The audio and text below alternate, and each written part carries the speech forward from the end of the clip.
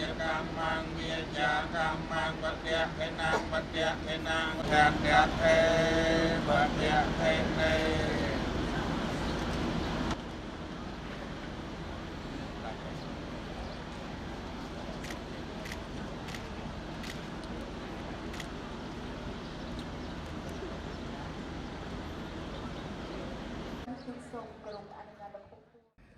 នេះព្រឹកថ្ងៃអាទិត្យ11ខែទុតិយស័កឆ្នាំមមីអត្តស័កពុទ្ធសករាជ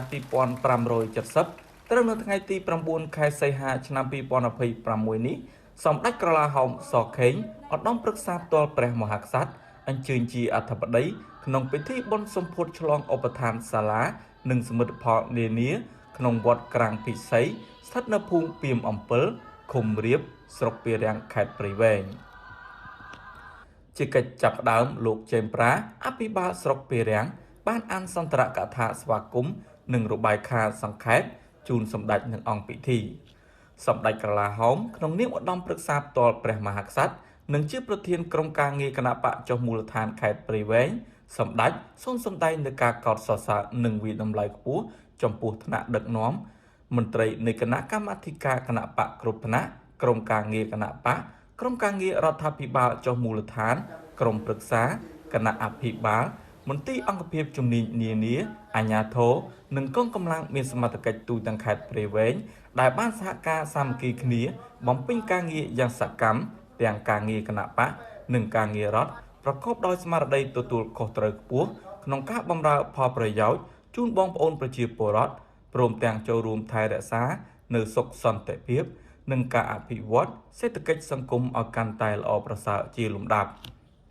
សម្ដេចក្រឡាហោមសខេងក៏ថ្លែងអំណរគុណយ៉ាងជ្រាលជ្រៅនិងវិតម្លៃខ្ពស់ចំពោះឯកឧត្តមលោកជំទាវអស់លោកស្រីជាសប្បុរសជននិងពុទ្ធបរិស័ទចំណុះជើងវត្តទាំងអស់ដែលបានបរិច្ចាគនៅធនធានផ្ទាល់ខ្លួននិងការលះបង់កម្លាំងកាយចិត្តបញ្ញាស្មារតីក្នុងការចូលរួមអភិវឌ្ឍសមិទ្ធផលក្នុងបរិវេណវត្តក្រាំងពិសីឲ្យបានកាន់តែរីកចម្រើនបន្ថែមទៀតសម្ដៅបម្រើដល់បុព្វហេតុនៃព្រះពុទ្ធសាសនាដែលជាសាសនារបស់រដ្ឋសម្ដេចក្រឡាហោមសខេងបានមានប្រសាសន៍ថាដោយដែលយើងបានដឹងទាំងអស់គ្នារួចមកហើយថាក្នុងរបបបល័យពូជសាសន៍ប៉ុលពតសេរីភាពជំនឿនិងសាសនាទាំងអស់ត្រូវលុបបំបាត់ចោលទាំងស្រុងទើបតែក្រោយថ្ងៃរំដោះ7មករាឆ្នាំ1979រយៈពេល45ឆ្នាំកន្លងមកនេះវត្តអារាមនិងវិហារសាសនាផ្សេងព្រមទាំងសមិទ្ធផលនានា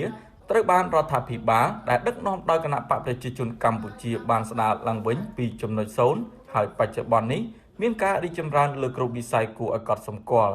ភាពជោគជ័យដ៏ត្រចះត្រចង់នេះផ្ដើមចេញពីការវាយតស៊ូរំដោះទឹកដីនិងរំដោះជីវិតប្រជាជនកម្ពុជាដោយរណសិរ្សសាមគ្គីសង្គ្រោះជាតិពីធ្នូដឹកនាំដោយសម្ដេចអគ្គមហាបញ្ញាចក្រីហេងសំរិនសម្ដេចអគ្គមហាធម្មពោធិសាលជាស៊ីមសម្ដេចអគ្គមហាសេនាបតីតេជោហ៊ុនសែននិងអិសរាជជនរបស់គណៈបកប្រជាជនកម្ពុជាជាច្រើនរូបទៀត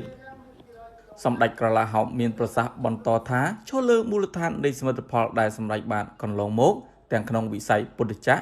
ទាំងក្នុងក្របខ័ណ្ឌនិងការកសាងហេដ្ឋារចនាសម្ព័ន្ធផ្នែករឹងនិងផ្នែកទន់បានបង្ហាញឲ្យឃើញថាព្រះពុទ្ធសាសនាបានចាក់ឫសយ៉ាងជ្រៅនៅក្នុងសង្គមកម្ពុជាហើយតាមរយៈនេះយើងឃើញថារាជរដ្ឋាភិបាលនីតិកាលទី7នៃរដ្ឋសភា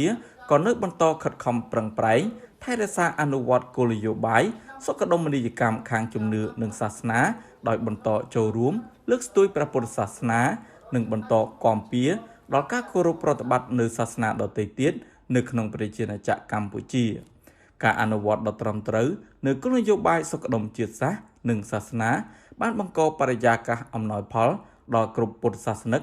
និងសាសនិកនៃសាសនាអាចមានឱកាសបានរស់ផ្លែខ្លាយសក្តានុពលរបស់សាសនាទាំងអស់ទៅជាកម្លាំងសាមគ្គីក្នុងការការពារសុខសន្តិភាពនិងជំរុញដល់ការអភិវឌ្ឍសេដ្ឋកិច្ចនិងសង្គម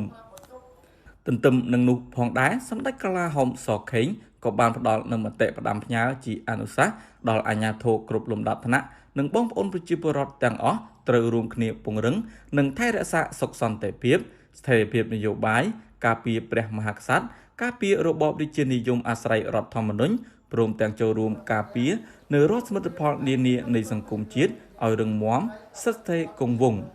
បន្តជំរុញអនុវត្តគោលនយោបាយភូមិឃុំសង្កាត់មានសុវត្ថិភាពដើម្បីលើកកម្ពស់ការចូលរួមរបស់ប្រជាពលរដ្ឋក្នុងការបង្ការទប់ស្កាត់បង្ក្រាបបទល្មើសនានាក្នុងសង្គមឲ្យកាន់តែមានប្រសិទ្ធភាពថែមទៀត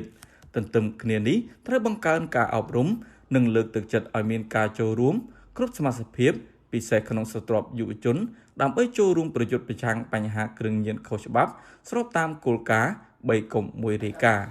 លើកកម្ពស់ការផ្តល់សេវាសាធារណៈត្រូវបន្តលើកកម្ពស់ទាំងគុណភាពនិងប្រសិទ្ធភាពការផ្តល់សេវាសាធារណៈ